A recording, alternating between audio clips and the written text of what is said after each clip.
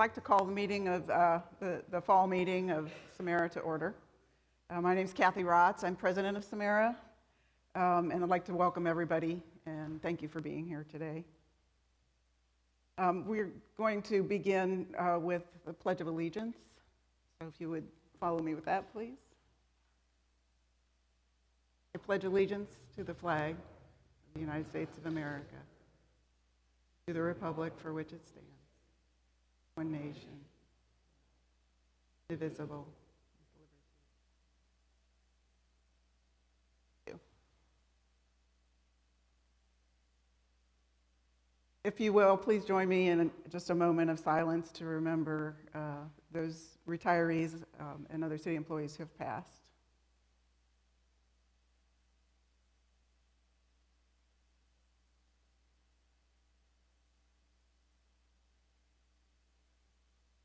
Thank you. I'd like to just start by asking whether we have any new retirees here with us today.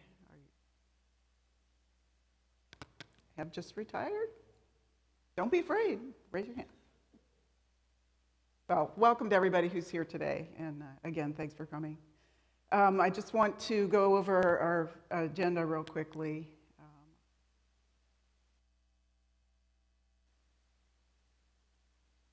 This little mic here. Okay. This is basically what we're going to cover today. I do have just a few short remarks this morning. And we do have some general business. Our treasurer has a report. We have some elections this fall.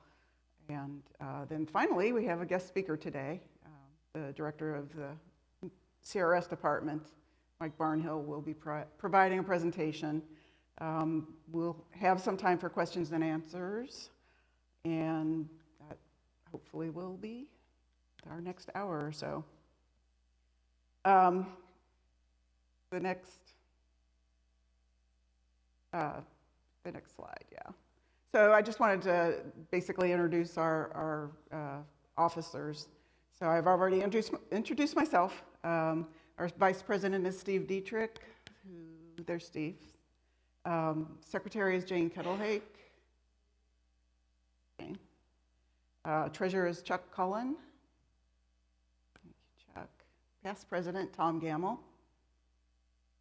And finally, we have our Sergeant at Arms, Paul Smith. So thanks. This team is just instrumental in everything that Cmera does. And so I get to stand up here and say I'm president. I'm the big shot, but really without them, we wouldn't have a lot to be giving you today.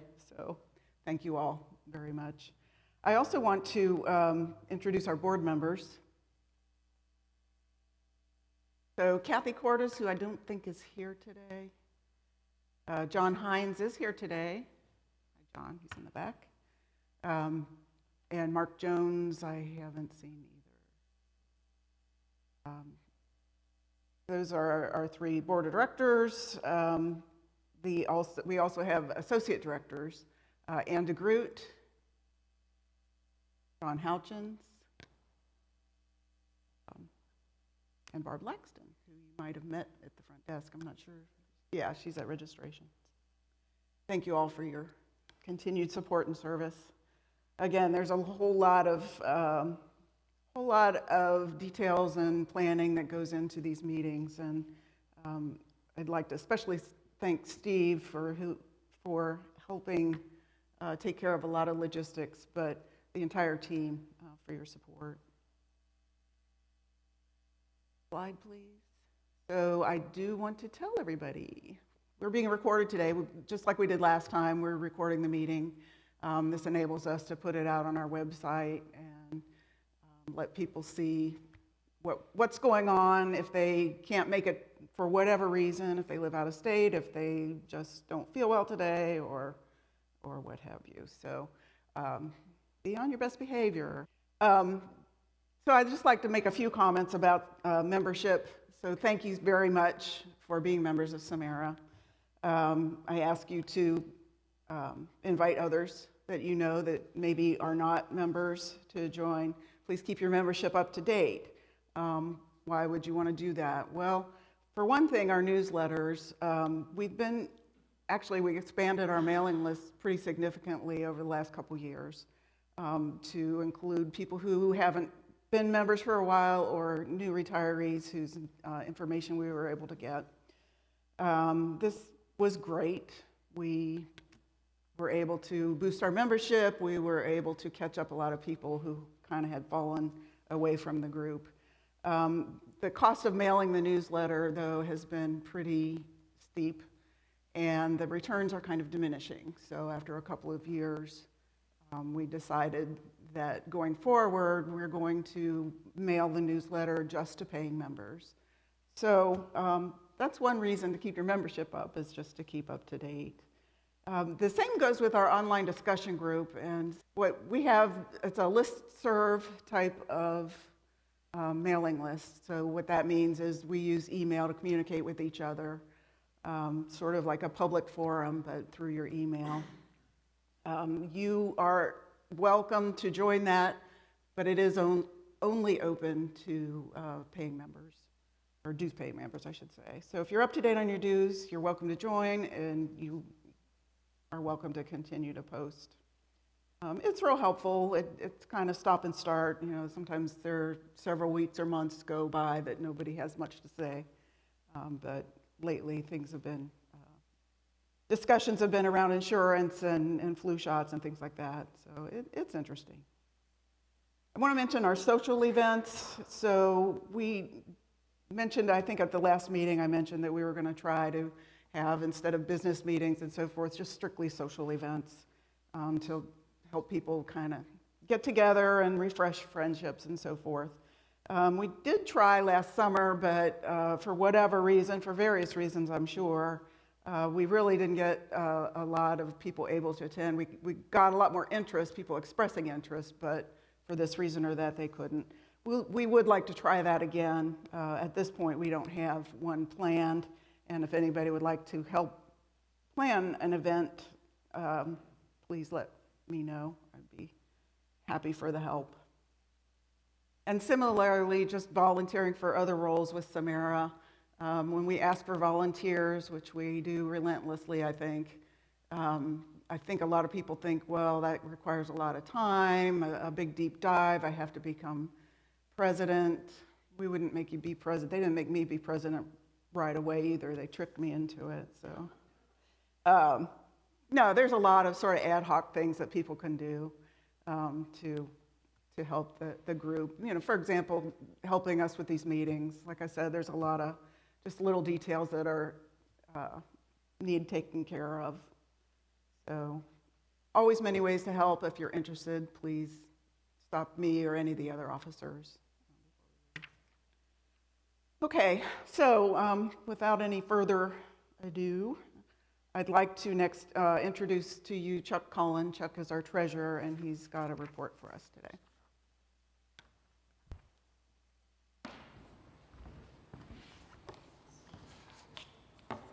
Okay, we up and running, yep. All right, well, good morning, everyone, and as Kathy says, I want to thank all of you for being here today. Kathy also mentioned about the cost of the newsletter and how much that is, and I want to, instead of the traditional report that the treasurer gets up here and talks about, yeah, we made so much money, we got this, we got that, but I want to focus about our expenses and what we're trying to do to control them, because as everyone here, I don't have to tell the people here that, you know, the financial markets are,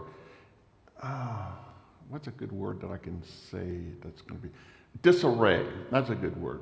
They're messed up. The thing, you know, one day you make money, one day you lose money. It's crazy. You go to the grocery store, whatever. I mean, gasoline was what, $3.99 on the way here. A year ago this time, it was like $3.19 or $3.11. People are paying up to $70 to park a car for a Bengals game. I mean, it's crazy. So we're all struggling in our personal lives about dealing with the higher expenses. So if we, looking at, before we mention anything about dues, well, let's bring up, we're not raising the dues this year, okay? So I'm not leading up to that, so you don't have to worry about that. But I do want to talk about controlling expenses.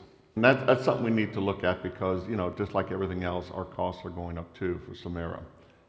We'll get the next slide. Particularly, here are just some examples that I'm bringing up. Our newsletter, the postage cost, meeting expenses, and even the cost of preparing our taxes. And I'll get into a little bit more about that. But even an organization, we have no physical offices. We don't pay rent. We don't have a payroll, so there's no employees.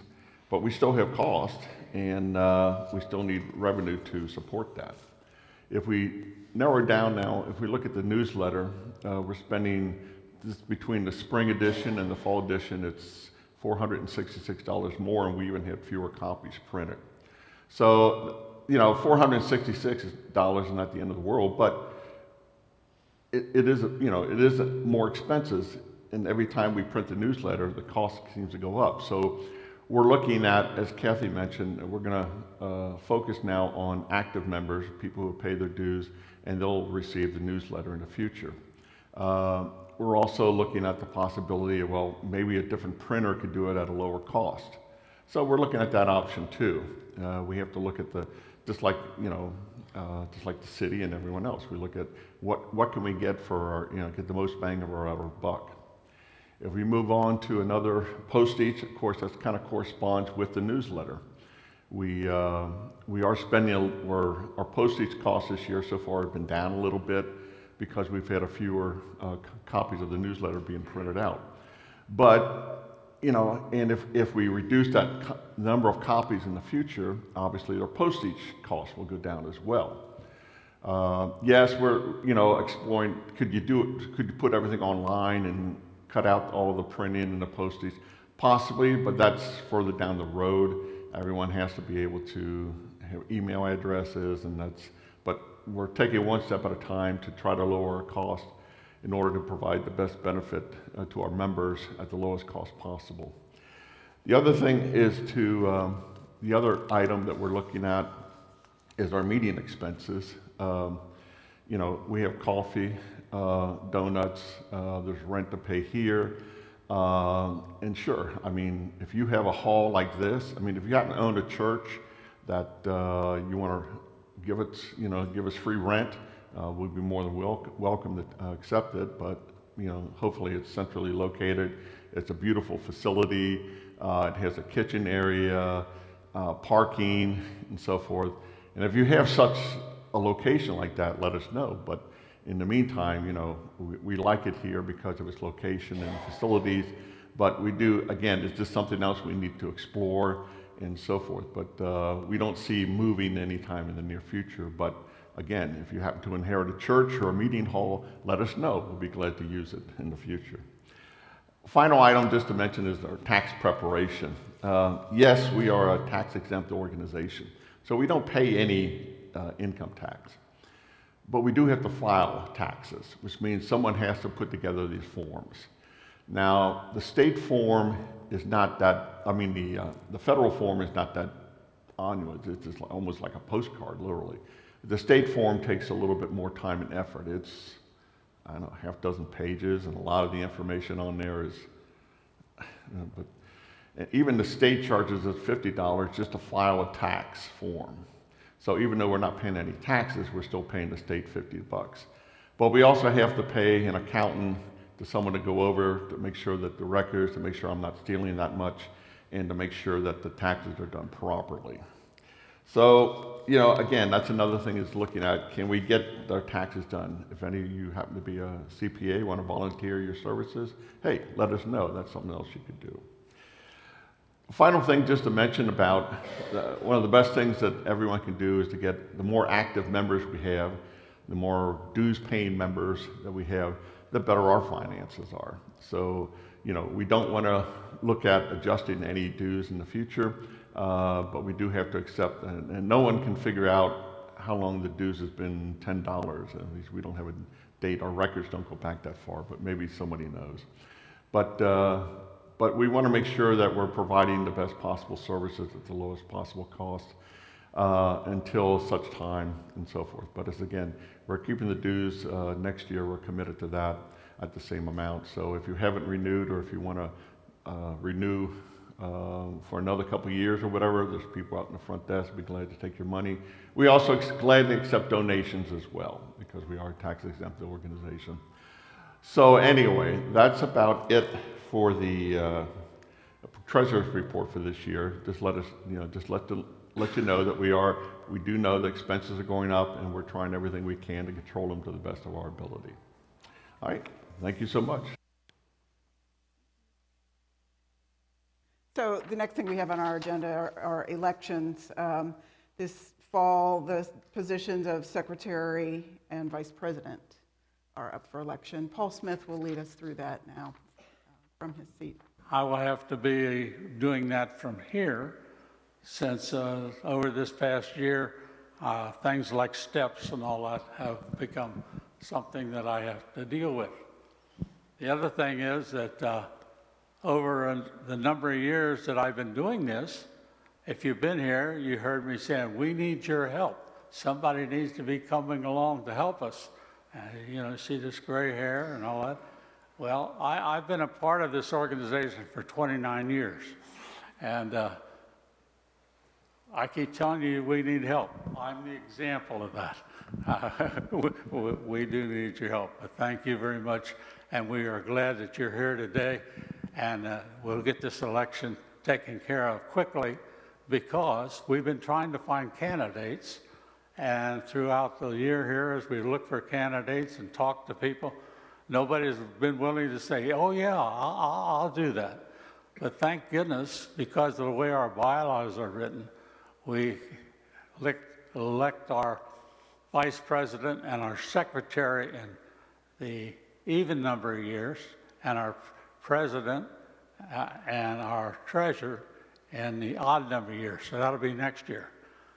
This year we're going to be not electing really, but appointing, because the bylaw says if you can't find anybody and the current officers will agree to it, we can continue their time for another 2 years. So today, for our vice president, Steve, you have agreed to be vice president for another couple of years. And Steve has been doing a good job. We appreciate that. And so all in favor of Steve continuing for another 2 years, saying aye. Aye. Great. Thank you, Steve. And Jane is over here somewhere. And she's our secretary. And she is a good one, I want to tell you. She gets in minutes and gets all that to us, which is very important. Jane also has agreed to go for another 2 years, and we're happy about that. Jane, is that true? Last chance, everybody. What was that? Last chance, everybody. Yeah. Well, shame on you. Anyway, all of you that are in favor of Jane continuing for another 2 years, say aye. Aye. Thank you very much. That concludes our election, our selection for today, and we appreciate our candidates, and let me tell you, they're doing a great job. They're really a great job. Give them a hand. That's it. Thank you very much. At this point, I'd like to introduce our guest speaker today. Mr. Mike Barnhill is the Executive Director of the Retirement Department since January of this year. He is an attorney and a Chartered Financial Analyst, or CFA. And if you don't know what a CFA is, it just happens to be one of the highest distinctions in the investment management profession. And it's not an easy path.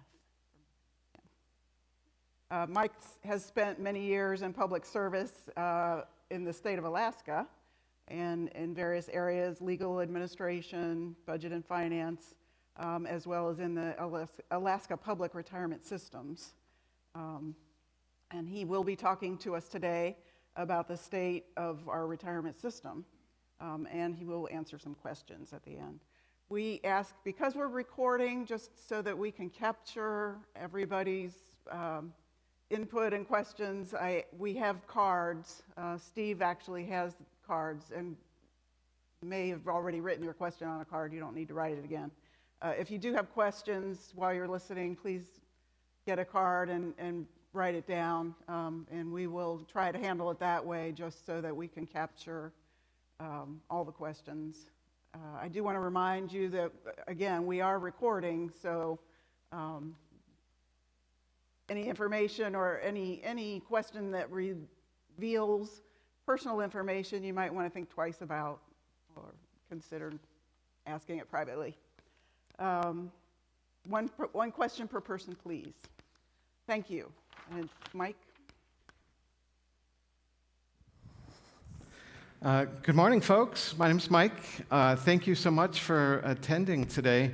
It's just a gorgeous day out there, so I'm really honored by your presence today. And before I start, I just want to say thank you for your service to the city of Cincinnati. I'm a strong believer in public service. I've committed my life to public service. The work that each of you did for the people and the residents of the city of Cincinnati helped make this place a great place to work and live, so thank you. And with that, I know we've just got 40 minutes to do this, and probably the most important thing that we can do today is engage in dialogue, so I'd like to hear your questions. So I'm going to charge through these slides pretty darn quickly, and a lot of this stuff you might know, probably do know already. This is a slide deck that Bill Moeller and I have presented to the city manager and to city council and other stakeholder groups. I've added a handful of slides for this group, so it's not identical to what we've presented to other folks. So, and I don't know, let's go to the next slide. It may be hard for folks to see all this. Welcome to our system. CRS was one of the first public pension systems in the country. I haven't done the research to see what was the absolute first, but established in 1931, predates OPERS and all the state systems, also predates Social Security. And on that subject, you may know that all public employees in the state of Ohio are not in Social Security.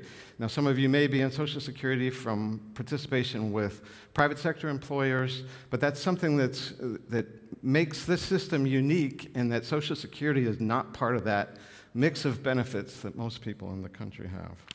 And then also CRS only covers certain employees. Police and fire are part of the state system, Ohio Police and Fire. And then we have a few folks that are still in OPERS. Next slide, please. Quick snapshot on statistics. We have just over 4,200 retirees. We have just over 4,000 actives, which includes full-time, part-time, and our folks that are in the drop system. As of December 31st, 2021, we had almost $2.6 billion. As Chuck mentioned, the financial markets have been in disarray or volatility, and so as of last week, our assets were down to just over $2.1 billion. So it's been a rough year from an investment perspective.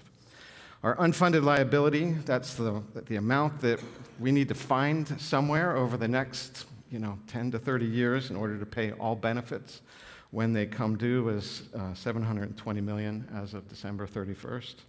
And our funded ratio, which is a statistic that kind of measures the health of a defined benefit system. For pension, it's just over 70%. And we like in this profession, particularly for open plans, which this is, we continue to accept new members into the system regularly. We like to see a funded ratio over 80%. So right now we're below that, and that's a goal and a challenge for us as we go forward. And for the health system, which is closed, the funded ratio is quite good. It's well over 100% at 145%. Next slide. Our governance, we are governed by a board of 9 trustees. 4 of them are appointed by the mayor. 3 are elected by retirees. I think they're all here today. Mr. Gamble, Mr. Moeller, and Ms. Rotz are our elected retiree trustees, and they do terrific work, and it's been a pleasure and an honor to get to know and work with them over the course of this year. And then we have 2 active employee trustees. We meet every first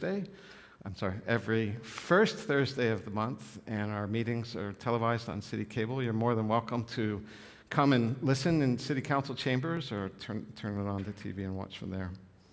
And then we have some unique governance in that, as everyone here knows, there was substantial litigation that was settled in 2015. The governance from that litigation is called the Collaborative Settlement Agreement, went into effect on January 1st, 2016. That makes this system somewhat unique amongst all the systems in the country in that we have a settlement document that provides the primary governance, and then underneath that we have the city's municipal code, and then the board has also adopted a variety of policies and rules to provide governance. Next slide is our staffing. We have 13 positions. We've struggled with keeping these positions filled all year, so we've kind of been working with a staff of 10 and a couple of temps. It's me. We have 5.5 positions dedicated to pension operations. We have soon to come a member counselor. That position is not filled yet, but the point of that position is to provide outreach to our active employees, provide one-on-one member counseling, and to do presentations to stakeholder groups like this. We have 1.5 people dedicated to our health function, 2 in finance, and 2 in IT. Next slide is what we do on a day-to-day basis. We process retirement applications, enroll new members, process return of contributions, death benefits, 457 plan enrollments, open enrollment for healthcare and transitions when folks age into Medicare at age 65. We process service purchases, we do member education and customer service. And I tell my staff, with a staff of 10, to do all these things. I say we do miracles every day. All pension systems, whether you're OPERS with hundreds of thousands of members and hundreds of staff, or CRS with thousands of members and 10 of staff, have to do kind of the same basic things. So I have a high amount of appreciation for our staff and their commitment to the mission of CRS and the enthusiasm that they bring every day to the work here. Next slide, collaborative settlement agreement. I touched on that a moment ago. We had litigation that arose. I know folks in the room are quite familiar with that.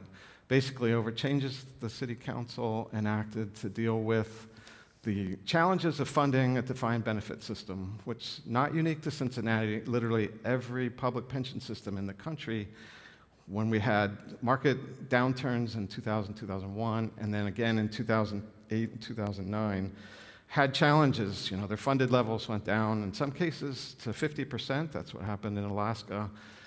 And how do we deal with that? So the City Council came up with some solutions to that resulted in litigation.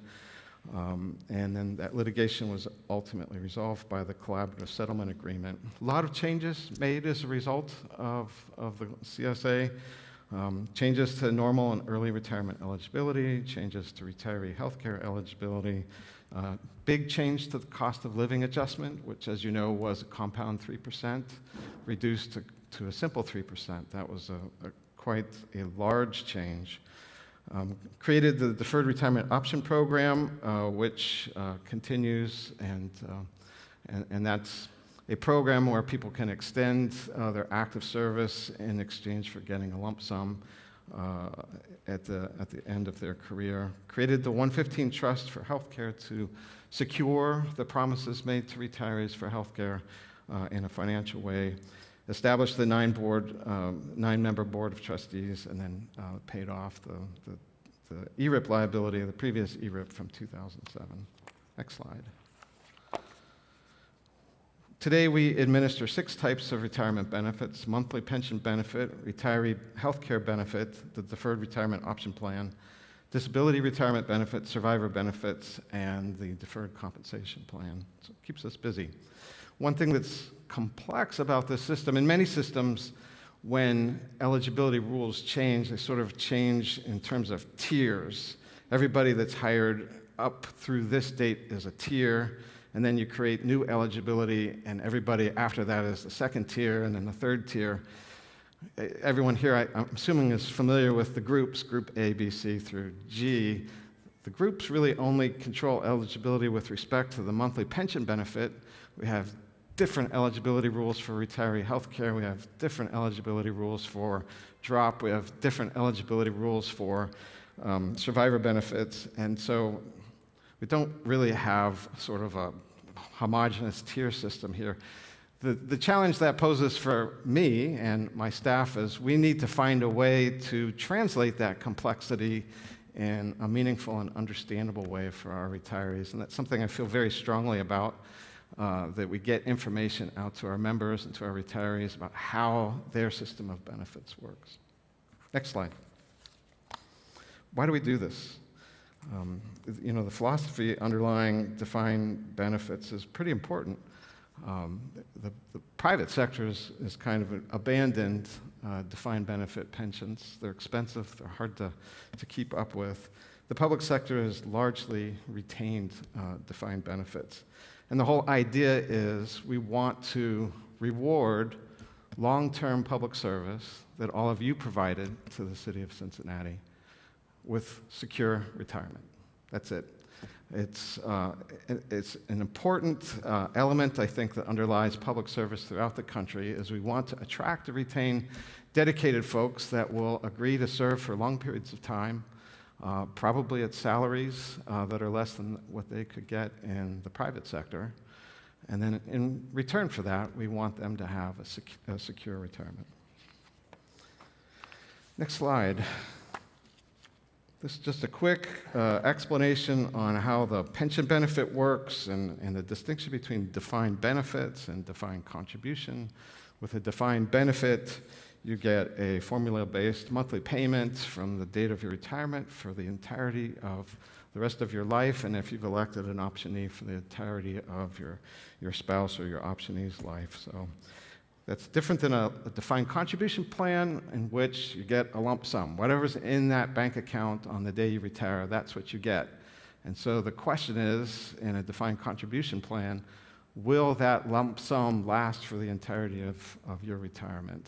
And so there's an element of risk with defined contribution in terms of will you outlive your assets that's not there with respect to defined benefit. In the private sector, we have mostly defined contribution. In the public sector, we have mostly defined benefit, but we do use defined contribution to supplement the defined benefit system, and that can be important. That's an element of retirement planning that we emphasize with our active members is take some time to look at what your defined benefit will be and then do a budget. And if that budget is not going to be if your defined benefit's not going to be enough to fit within your budget, you might want to think about saving extra amounts of money in our defined contribution plan to supplement your defined benefit. Next slide.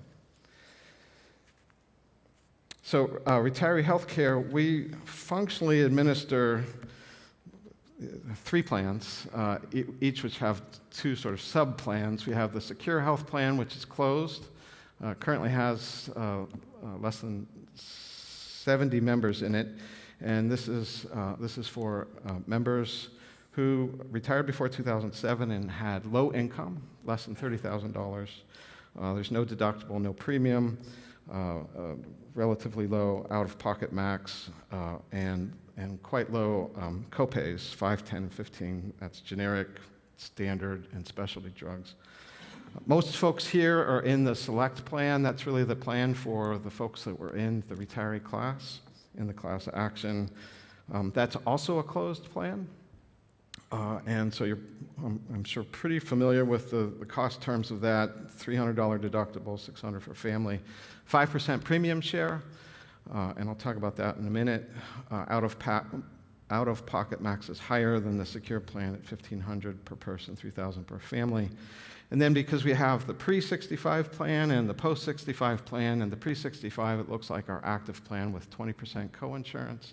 And then when you age into Medicare, the Medicare Advantage plan, that coinsurance amount drops to 4%. Copays 10, 20, and 30. And then our newest plan is called the Model Plan. It's modeled after the most favorable active healthcare plan. Also similar, except the deductibles are a bit higher. $500 deductible for per person, $1,000 per family. And here's where we have an expanded premium share. The highest premium share is 75%. That's the folks that have the lowest number of points they earn over the course of their career. You get a point for how old you are when you retire and a point for every whole year that you worked. If you work less amount of time and you're younger, you could pay up to 75% of the premium. No surprise, to date, no one has elected the 75% premium. If you work If you retire at age 60 and you have 30 years of service, you'll get 90 points. That's the highest or the best premium is 5%. Higher out-of-pocket maxes, the same coinsurance, and the same RX copays. Next slide. As I mentioned, there are two subtypes for each plan, the pre-65 plan, which we call the commercial plan, the post-65 plan, which is Medicare Advantage. When you age into Medicare, that's when Medicare takes over from our plan and pays as primary. That means they pay first. And in our Medicare Advantage, basically, we've got Medicare and then the CRS plan. Combined, they will pay 96% of the recognized charge, and then the member pays 4%. Because Medicare intervenes at that point, your premiums, the 5% premium that you're paying, drops significantly, about 75%, when you age from commercial and into Medicare Advantage. However, you do have to start paying the Medicare Part B premium, and so your costs do not go down by 75%. And then also, as part of Medicare Advantage, we have what we call the Employer Group Waiver Plan, or EGWIP, which is a product of the Collaborative Settlement Agreement. And this functionally stands in front of the Medicare Part D, and for plans that have EGWIP, the federal government essentially subsidizes the cost of the prescriptions.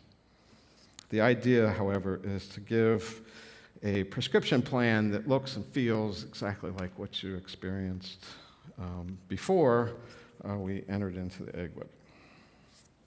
Next, talk a bit about funding benefits, which has been one of the biggest struggles for defined benefit plans in the country for the last 20 years.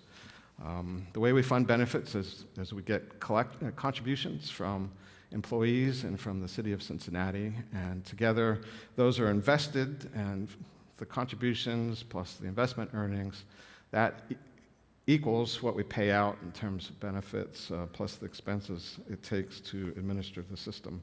To make it all work, we hire actuaries. I've got a picture of a crystal ball. I don't know if you can see that there. The actuaries do their best to look forward in time and make realistic projections about when people are going to retire, how long they're going to live, whether they're going to extend an option to their spouse, what is the rate of inflation, what is the rate of investment. And no surprise, they don't always get it right. They don't ever get it right. And so in a defined benefit system, the risk is on the employer that the actuaries aren't going to get it right. That's just how it works. The risk is not on the employees, the risk is on the employer. And so when the actuaries get it wrong, and nobody can predict the future with any degree of certainty, then we have to do something on the contribution and investment side to increase the contributions or increase the investments to make that equation balance out. They do their best, but it's constantly a struggle. Next slide. So in terms of contributions, under the Collaborative Settlement Agreement, employees, full-time employees, contribute 9% of their payroll. The city contributes no less than 16.25%. The actuary then comes in every year and they say, okay, given what we project for investment returns and for benefit expenses, this is what we think you, the employer, should contribute in order to make that equation work out. And so the actuaries, for their last valuation, said the city needs, in order to make that equation work out, the city needs to contribute close to 33%. The city hasn't contributed the actuarially determined rate since, I think, about 2006. They have contributed that minimum that's set by the CSA. But we've been working, myself and the board and folks and stakeholders in the city council, the city manager's office, at trying to develop a path forward where the city can incrementally contribute more than the 16.25%. And so I'm glad to report that this year the city is working on that. The first thing the city started doing was contributing the most recent ERIP costs. They made the first payment last December. They made their second payment in July. And so that's an important piece. It's $2.7 million a year to step off of that 16.25. And then the City Council, with sponsorship from the City Manager and Mayor's Office, amended something, you may have seen this in the news, called their Stabilization Fund, Waterfall. So when there is excess money at the end of a budget year, excess general funds, they put this through a waterfall so the excess, the surplus falls into different buckets, and they created the CRS bucket. And so this year, the estimate is that there will be $2 million that will drop into that CRS waterfall bucket and be deposited into the system. When you take the ERIP payment plus the stabilization funds, about $4.7 million in additional funds, that's going to bring the city's rate from 16.25 close to 18.5. So it's an important development for the city and much welcomed from the CRS perspective. Next slide. This is a chart that shows the city's actual contribution. That's the orange line, the bottom line there, versus the actuarially recommended contribution rate. That's the blue line. And you can see there's, since 2006, there's been quite a difference between those rates. Cincinnati's not unique in this. All systems, as I said, have struggled with the investment downturns in the 2000 and 2008 time periods. Not everyone has this same chart, but it has been a struggle to make those two lines coincide, because you can see that blue line goes up over 50% in 2010. So imagine being a city council or a mayor or a governor and trying to fund the pension system at a 50% of payroll. That's a big struggle for budgeters. But we are making progress. Next slide is a depiction of the funded ratios. The orange bars are the Retiree Health Fund, and the blue bars are the Pension Health Fund. You can see that the orange bars have been roughly at 100% or more since 2010. However, the blue bars, the pension trust, has not been over 80% since 2008. And as I said earlier, we like to see the funding in an open defined benefit system be north of 80%. And I know Bill's saying, say it. The goal under the CSA is to get those blue bars to 100% by 2045. So I said it. And we're working on that. We are definitely working on that. Couple comments about investments. The CRS board has exclusive authority over investing the trust assets, and that's governed by the fiduciary duty. Next slide. We have an investment policy statement that governs the investment by the board. Goals of the investment policy statement are to preserve the safety of principal, to implement the prudent investor rule, to diversify investments in different asset classes, which diversification has been a very important element. Particularly this year, we've had substantial downturns in the equity and the fixed income markets. What you like to see is that sometimes equities go down and fixed income goes up. Sometimes fixed income goes down and equities go up. That gives you a smoother investment return profile. This year, both equities and fixed income have gone down, but we're diversified into real estate and infrastructure, and so far this year they have stayed up. So that's really buoying our portfolio and demonstrating the value of diversification in investment. The board uses an investment consultant from Chicago, Marquette Associates, and they provide recommendations on asset allocation. They provide recommendations on what managers to hire, and they are indispensable to our work and investment. Next slide. Here's our asset allocation.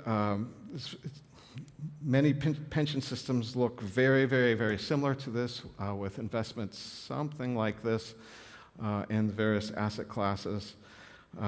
Fixed income, we're probably a little low compared to our peers. Equity, we're about standard. Real estate infrastructure, we're probably a little high compared to our peers. And we have some hedge fund things like risk parity and volatility, risk premia. And then private equity at 10%, we're pretty standard compared to our peers. Next slide. Important conversation in the investment world is this distinction between active investing and passive investing. So active investing is where you make active choices as to what stocks or bonds to put in your portfolio. And you're making a bet that I'm smarter than the market, so I'm going to pick these companies and put it in my portfolio, and I'm going to outperform a passive index. And you've heard of passive indexes like the S&P 500 or the Barclays Aggregate. And you know, it continues to be a area of great discussion, with some people pointing to past history and showing that it's very unusual for active investors to beat passive indexes over time. And then the active investors saying, yeah, but we're going to do it in the future. Well, the board had this conversation 2 years ago, and they said, we want to go passive. And so our entire domestic equity portfolio was put into passive indices. Almost the entirety of our international equity portfolio was put into passive indices. And that's a judgment call by the board that we're unlikely to beat the market, so let's not pay a lot of extra fees to active managers to come and be behind the market. Let's just be at the market. This is a philosophy and a decision that I personally agree with, and I have had some training in the investment world and some just really minimal experience as an investor. But the evidence does seem to support passive indexing over time does do better than active investing. And so I think the board made a wise decision. But of course, that's all in the past. And right now, there's a lot of folks saying, you know, everything's down, so we should be doing something different. And it's going to be the active investors that do better in the future. Well, time will tell, but I do think the board made a good strategic decision in that regard. Here's our returns. Next slide. Over the past 10 years, this does not include 2022, but you can see from a market and an actuarial value basis, we've done pretty well. Our goal is that investment return assumption column, 7.5%. That's prescribed by the collaborative settlement agreement. And we've done a pretty decent job of beating that 7.5% over 5 and 10-year periods. This year, we're down -14, -15%. So when I come next year and show you this slide, we may not look as good as we do this year. We don't know if we'll end at -14% this year. We hope we do better by December 31st. But so far, I think the board has done, through 2021, a very good job of meeting its return assumptions. Next slide. So I just mentioned the CSA sets the investment return at 7.5%. That was drafted in 2015, went into effect in 2016. Since some years before that, the median assumption of public pension systems across the country has been shifting down steadily. 15, 20 years ago, it was standard for investment plans to assume that they could make 8% or more than 8% in the market. But as the bull market went from starting in 2009 and continued, investment advisors became less certain that bull market was going to continue for much longer and started advising pension systems to reduce the aggressiveness in their portfolio. You're not going to get that 8%. You're not going to 7.5%. You may not be able to get that. And now the average earnings assumption, long-term earnings assumption for most pension plans is around 7%. And so looking forward, that's an important consideration for the city and for the board in terms of, we'd like to get to 7.5%, but is that realistic? Would it take investing in too risky a fashion to try and hit that 7.5%, or should we go ahead and lower it? This year, the actuary is going to do an experience study, and they're going to make a recommendation as to whether the city should consider lowering that investment return assumption. Next slide. So the final piece of funding a pension system is the expenses. We've had a discussion about expenses, inflation. The board is the fiduciary of the assets, has budget authority, appropriating authority. All of our expenses in administering the system are paid from the trusts. We do a calendar year budget. The board approves the budget every year, reports it to the council. In FY21, that's calendar year 21, our operating costs were just over $2 million, which is, I call it 10 basis points, or 0.1% of the assets, for the beginning assets for FY21. And then our investment fees were $8.6 million, 37 basis points, which is really a very good expense ratio. Historically, going back 25, 30 years, in the investment profession, the standard was, if you could get your investment fee expense ratio down to 1%, 100 basis points, you were doing good.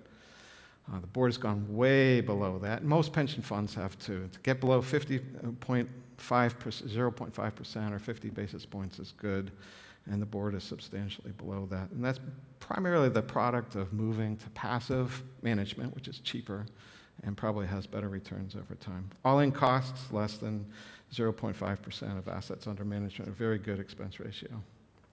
Next slide. So looking forward, in terms of the life of CRS and our pension administration, looking to add that member counselor I mentioned earlier at some time before the end of the year. We're working on publishing a new member handbook. We haven't had a member handbook published since 2006. I'm very excited about getting something that our members our active members can hold in their hand and read about their benefits.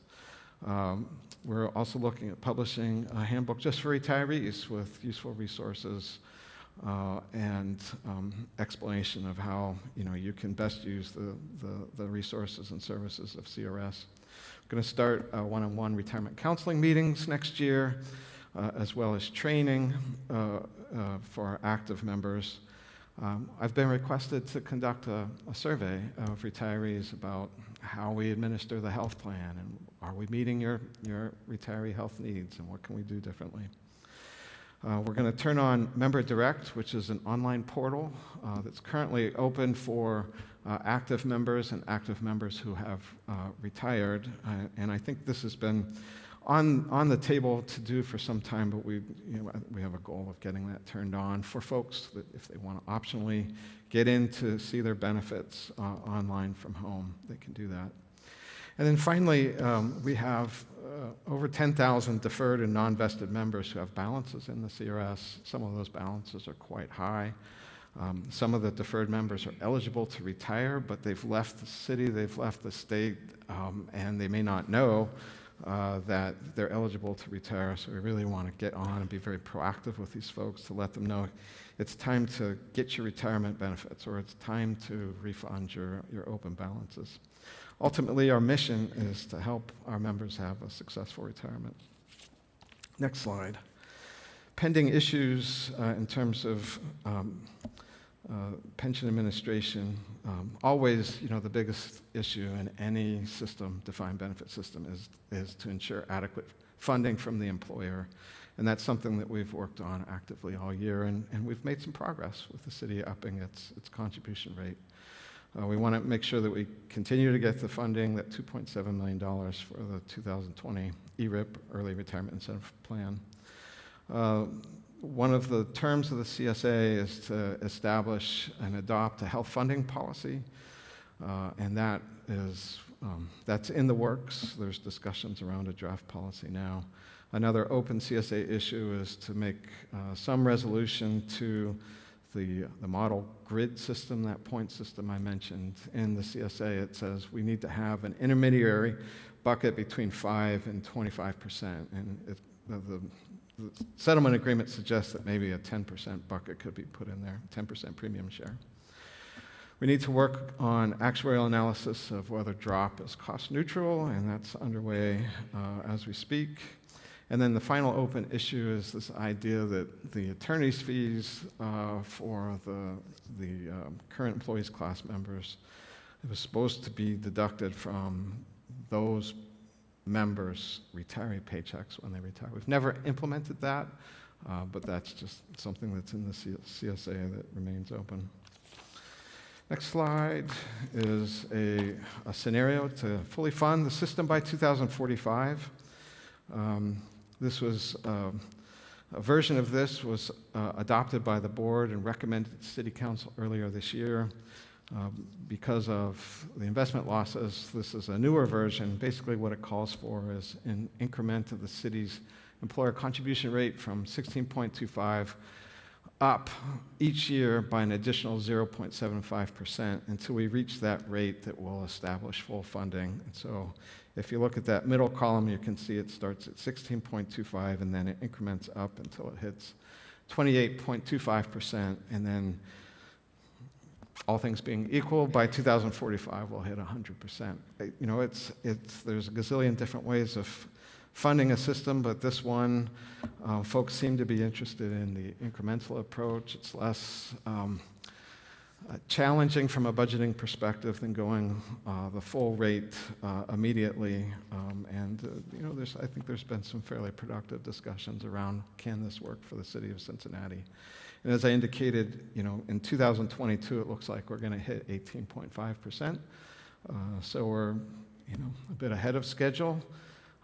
Probably good timing to be a bit ahead of schedule since we've had some really serious investment losses this year. Next slide. These are, for this group, FAQs. Ms. Rotz mentioned that there's active discussion going on around vaccines. We did a little research on that. It's confusing, folks. I hate to tell you this.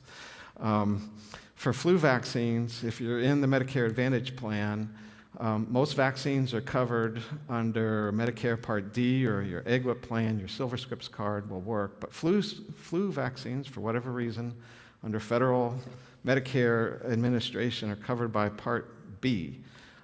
So you need your Medicare Advantage card for those.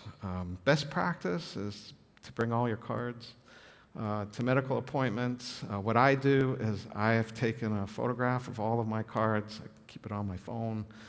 So wherever I need, wherever I am, if I need a particular card, whether it's a medical card or driver's license, it's on my phone. So that's something to consider. What's going on with W-4 forms? So the IRS started changing up the W-4 forms for retirement withholding a couple years ago. They created, in addition to the W-4P form, a W-4R form. They were going to make it mandatory in 2022, but now it's delayed it to 2023. The W-4P form now is just for your monthly pension check. But if you also take distributions, periodic distributions, or non-regular distributions from a 457 account or from inherited IRA or whatever, you put the withholding for that on your W-4R form. Confusing, consult with your tax advisor, or if you're a tax geek like me, you can pull up publication 15T online or print it off, and it has a description of the difference between W-4P and W-4R right at the very top of, at least online, it's at the very top. Open enrollment, next slide, is happening right now. You've probably gotten the newsletter. You've experienced decreasing premiums. I don't know if you've noticed it, but I've looked at it. For the past 3 years, premium share amounts have gone down. We've kind of hit the bottom. Now we're going back up. We've experienced a fair amount of inflation. For most tiers, the increase is going to be between 5% and 7.4%. I've given some examples. So, for instance, in the Select plan, which most of you are in, pensioner only in Medicare, that's the Medicare Advantage, your monthly premium is going to go from $14.89 to $15.13. For folks in the model plan, and what I did here was I gave the cheapest plan and the most expensive plan just for comparison purposes. Model plan with the full freight for all dependents, the premium's going to go from $285 up to $306. I will add, I don't know if you know this, that the Medicare Part B premiums, for whatever reason, for 2023 are going down. I don't know how usual that is, but they're at $170 a month, and they're going down to, I think, $165 a month next year. So that will offset some of this increase. And no change in the dental vision premiums. And then something I wanted to mention, and folks may not know, we have this thing called a health reimbursement arrangement. And this is for, the active employees have access to this as well. This is for members who have other health insurance, either through a spouse or a different retirement plan.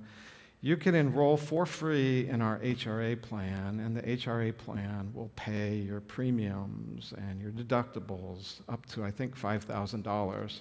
And so if you've got other health insurance, and we only have 9 people enrolled in this right now, and I know that in our records we have upwards of 300 people that have waived because they have other health insurance. And I should say this is for the pre-65 group only. But if you're in that group and you've got other health insurance, consider enrolling in the HRA. It's free. Next slide. Almost done. I see I've got just, I've already blown it. Okay. Maybe we can stay a little late.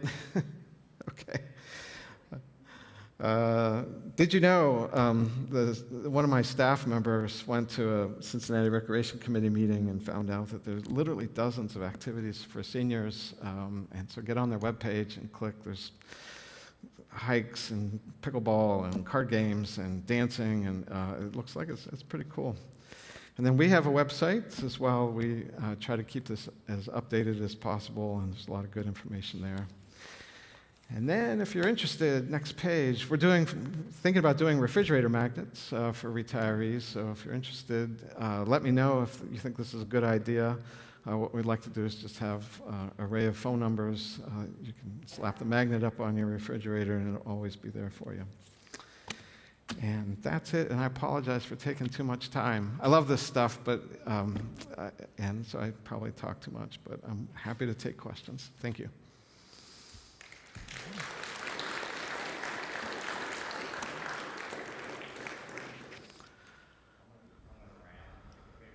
Questions that they want to pose the mic, just raise your hands. I'll give you a card, and then we'll give those to Mike. Mike, one question that we got a lot out at the registration desk, can you turn it down just a bit, was during this open enrollment period, people are also getting a whole bunch of stuff in the mail from like Supplemental Medicare. What's your suggestion of doing with that? The easy suggestion is to say just to ignore it. But for some members, that's not the right decision. What does catch people's attention is the commercial from Joe Namath where he talks about you can get money back if you enroll in this Medicare Advantage plan. I don't know for a fact, but I believe those kind of plans have very high deductibles, and that's how you can get money back. Our plan has a relatively low deductible, and so it differs for members, but my recommendation, though, is to stick with the CRS plan. It's a decent plan. I think most people get a lot of value out of it. It has relatively low deductibles and a low premium share. Now, for some members that live outside of the Anthem area, they may have, there may be plans that are better suited for them in other regions of the country. But I'd be very careful and make sure that, you are certain that you're going to get a better value for your money if you opt out of the CRS plan for some Medicare Advantage plan in Florida. If you're participating in the Kroger's pharmacy coaching program, we now have 3 free consultations with a dietitian. And then one other one we had, Mike, was just, I think this sort of open-ended for you, is what do you see as the greatest needs for the city retirees? I think in terms of the system, making sure that we continue on a path of stable funding, which really means eventually getting to higher contribution rates over time. In terms of resources for retirees, that's something that I'm going to be looking at very soon in terms of compiling a retiree handbook. So if folks know of resources that they would like to see, placed in that handbook, I'm more than happy to take suggestions.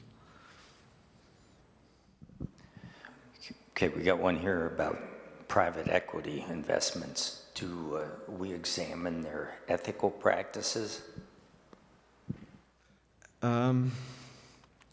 That is a loaded question. We could spend, probably hours on ethical practices and the extent to which, I don't know if you're familiar with the term ESG, which stands for Environmental, Social, and Governance values in investing. Historically, the law governing fiduciary duty has been quite pointed in saying that investing should be irrespective of social considerations or third-party considerations, that the fiduciary duty runs exclusively to the beneficiary and no one or nothing else. Now, that's historically. Over time, that's kind of blurred a bit, and so the U.S. Department of Labor has said you can, and they've changed with political administrations as to what you can take into consideration. But they're in interpreting the fiduciary duty for private sector ERISA plans, they've said that you can consider some third-party considerations. Ultimately, in our plan, the board has the exclusive authority over how they invest, and they jealously protect that as they should. And at this point, we apply the fiduciary duty as has historically been understood, and that is we don't take into consideration agendas or political considerations of stakeholder groups. We think only about the best interest from a fiduciary perspective of our members, and all we care about is making sure we get the best possible investment to fund their retirement. I have another one. Is the drop program cost neutral? That's not a question that I can answer. That's a question for the actuaries. In terms of the background on this, the CSA called for having a cost neutrality analysis performed in the 5th year of its operation, which was 2020. The systems actuary did do an analysis at that time and concluded that it had imposed costs of about $11 million on the system, and so that it wasn't cost neutral.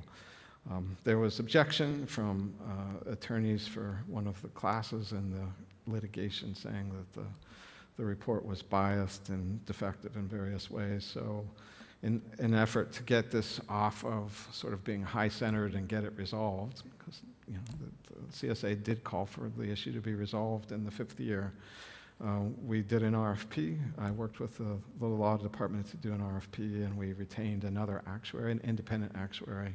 Members of the classes participated in that procurement, and we invited folks to participate so that we could make sure that we all had agreement on methodology and participation in the process. And so an actuary has been retained, and we're going to move forward in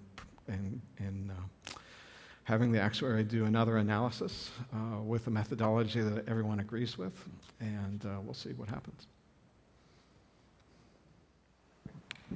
Thank you.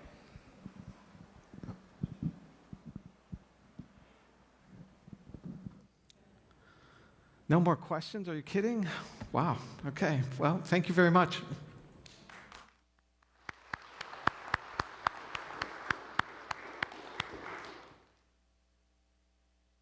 Thanks very much, Mike. We really appreciate your being here today. Lots of valuable information for us. So at this point, Yeah, do you still have the mic, Steve? Before you do, Chuck, can you just get the mic? Last time we had a lot of trouble hearing on the video the questions that weren't mic'd. I just wanted to be clear about the ongoing membership for Cmera, for this group. Because of the fact that we're not mailing the newsletter out to anybody except for paid members, I'm worried about new retirees knowing about this group. Hopefully they would have learned by reading the newsletter that came. I'm wondering how we are planning to recruit people for this group in an ongoing way. So I guess one question is whether the retiree handbook that we're talking about maybe putting together is going to direct people or at least inform people about the existence of this group and recommend that, you know what I'm saying? Just I'm worried about this group just like diminishing because of not getting new people added to it.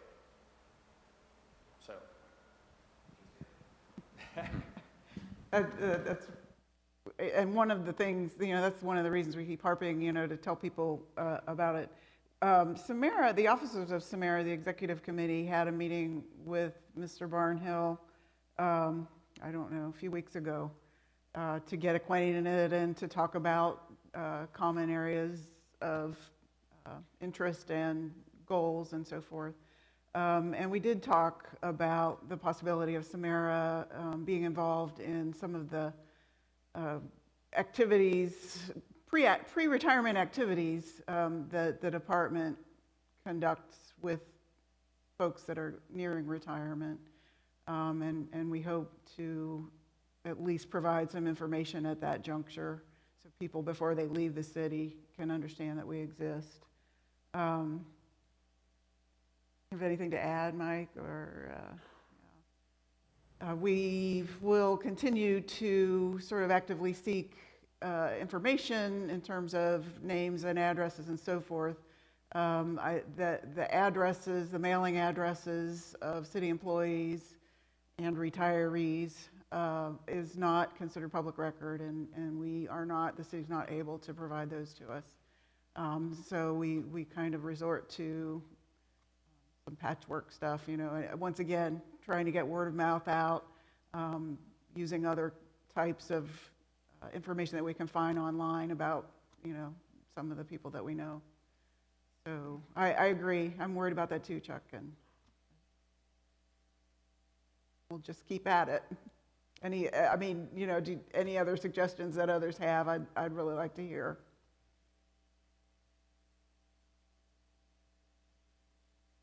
Is there anything else that anybody would like to bring to the?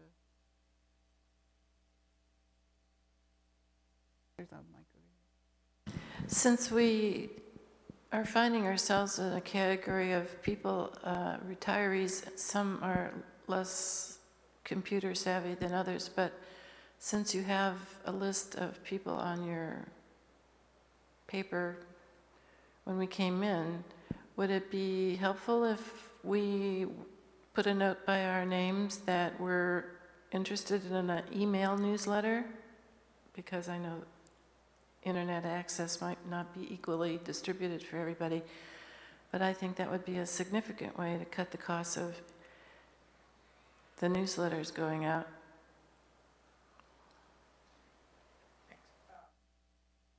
Yes, you can. That would be great if you would indicate that when you provide your email. You're right. Not everybody has an email. Not everybody looks at their email, and so we've kind of dabbled in that a little bit, trying to get information out by email. And we did learn, had a couple of experiences of mass mailings that bounced, or quite a substantial number of them bounced. So it's really hard. I mean, people change their email addresses and things change. And again, Mr. Barnhill will tell you that we kind of harp on him about, putting stuff online is great, but it's not necessarily going to reach everybody because people, have varying degrees of online presence or usage. So It is something to explore. It's difficult to go just exclusively to an emailed newsletter and reach everybody for those reasons.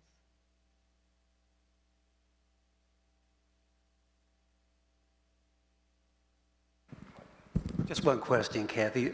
How many dues-paying members do we have? It's just under 900, the last tally that I did. Anything else? Well, thank you very much for your patience. We went a little bit longer than I had hoped, but I think it was valuable. A lot of valuable information today. Thank you.